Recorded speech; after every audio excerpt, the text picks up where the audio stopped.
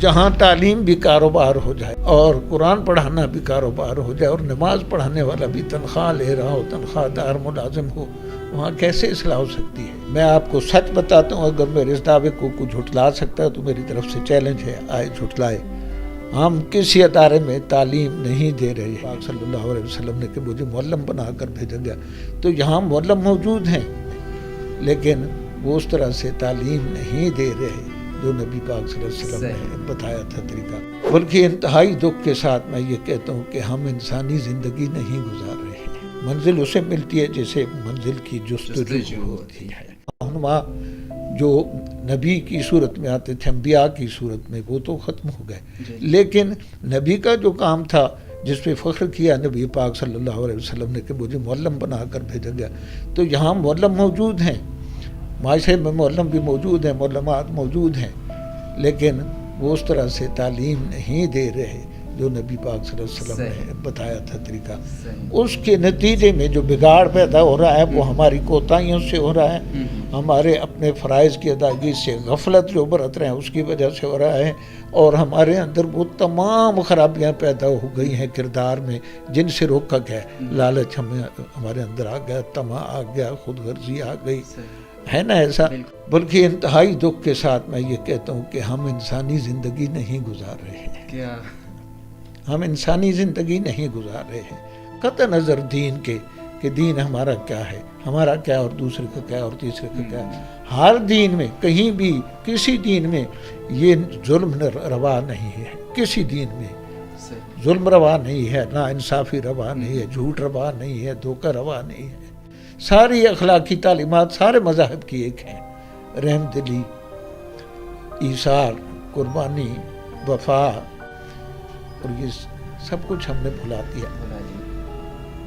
اب بات یہ ہے، کبھی کبھی میرے اپنے ذہن میں بھی یہ بات آتی ہے، آپ پریشان نہیں ہونا، کبھی کبھی میرے ذہن میں بھی آتی ہے کہ اللہ نے اس کو با اختیار جو بنا دیا ہے، تو اختیار اپنے پاس بھی ہے، جب سزا اور جزا کا اللہ کے پاس اختیار ہے تو ان کو سیدھے راستے پہ بھی لگا دے سکتا ہے، جو بھٹکے ان کو سیدھی راہ پہ بھی لگا سکتا ہے، لیکن شرط ہے، منزل اسے ملتی ہے جسے منزل کی جستجو ہوتی ہے۔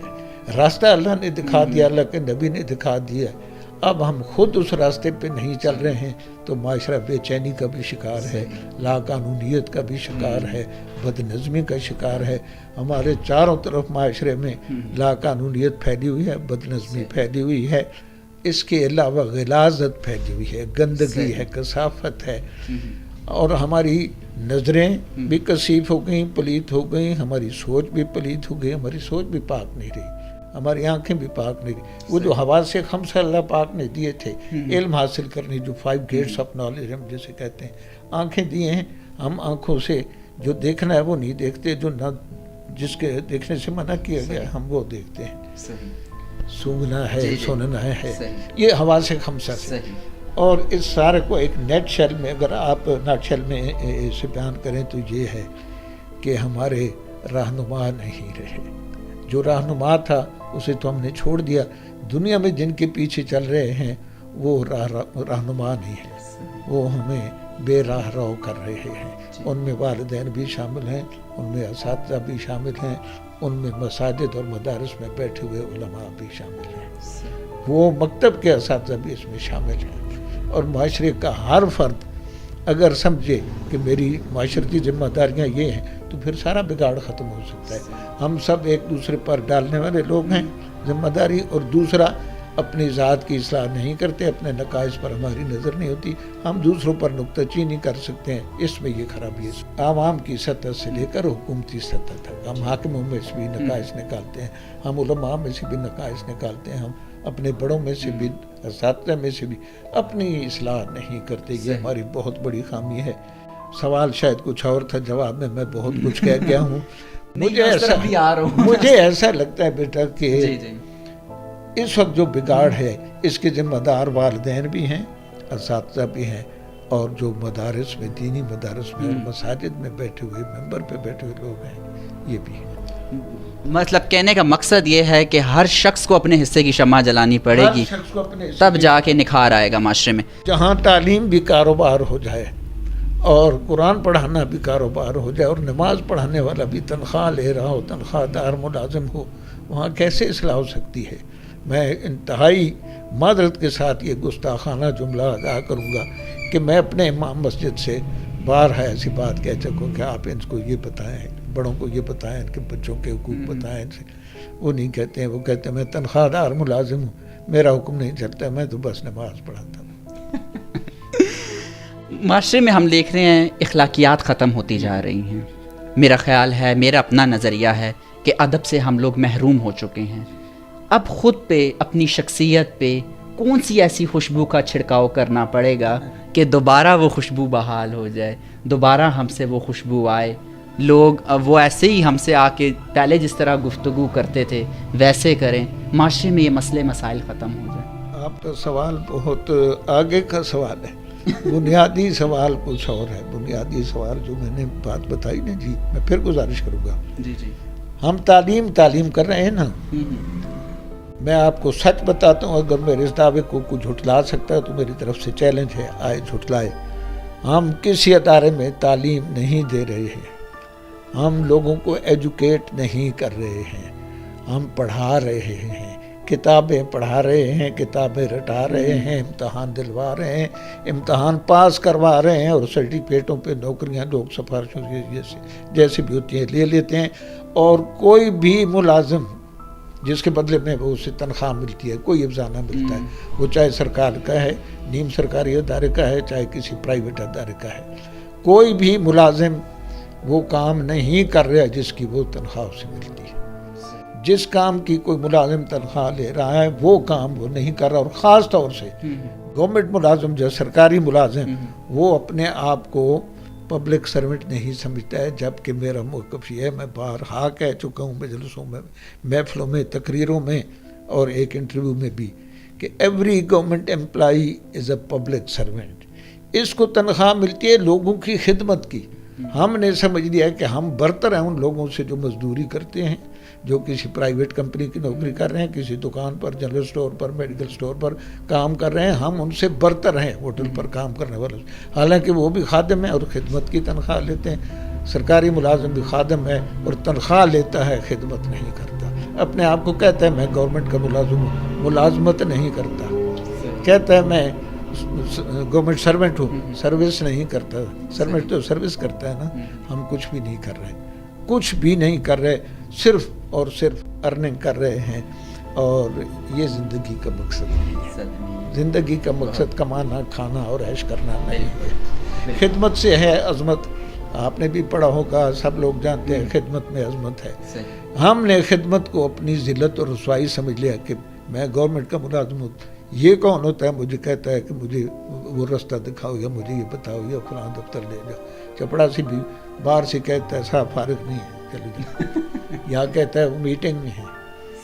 ہم سارے، میں اپنے شعبے کی بات کرتا ہوں، مجھے باقی لوگوں کا نہیں پتہ. ایک میرا بیٹا ڈاکٹر ہے، میں اس شعبے پہ بھی بات کر سکتا ہوں. اس وقت معلم بھی دکانداری کر رہا ہے اور ڈاکٹر بھی دکانداری کر رہا ہے. نہ وہ انسانیت کی خدمت کر رہے ہیں، نہ معلم انسانیت کی خدمت کر رہے ہیں.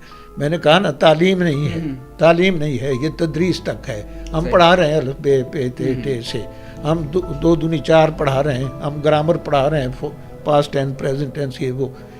اس سے معاشرے میں ہم کوئی خدمت انجام نہیں دے رہے، اس کے نتیجے میں کچھ بھی نہیں ہے. جبکہ اس سوال کا جواب یہاں ختم کرتا ہوں کہ ایجوکیشن جو ہے کہ تاحیات پوری زندگی کا ایک عمل ہے، یہ لائف لانگ پروسیس ہے سیکھنے اور سکھانے کا. اور اس کا مقصد ہے بہترین انسان تیار کرنا. شخصیت سازی تعلیم کا بنیادی مقصد ہے. اس کے اندر گرامر پڑھانا نہیں ہے، وہ تو ایک ٹول ہے کہ آپ انگلش پڑھیں گے تو پھر آگے جو کتابوں میں علم ہے، انگلش کی کتابوں میں، اس کے ذریعے سے وہاں سے تم کو. ہم نے ان کی تربیت کا پہلو نظر انداز کر دیا ہے. انتہائی افسوس سے یہ کہنا پڑتا ہے کہ اس وقت ہمارے اساتذہ جو ہیں ان میں تربیت یافتہ اساتذہ نہیں ہیں. جن کے پاس بی ایڈ کی ڈگری ہے یا ایم ایڈ کی ڈگری ہے، وہ کسی تربیت گاہ سے پڑھ کے نہیں آئے ہیں. اوپن یونیورسٹی نے ان کو ڈگریاں دی ہیں، ٹھیک ہے ان کا کورس ہے، انہوں نے پڑھا ہے، لیکن ٹریننگ اور چیز ہوتی ہے.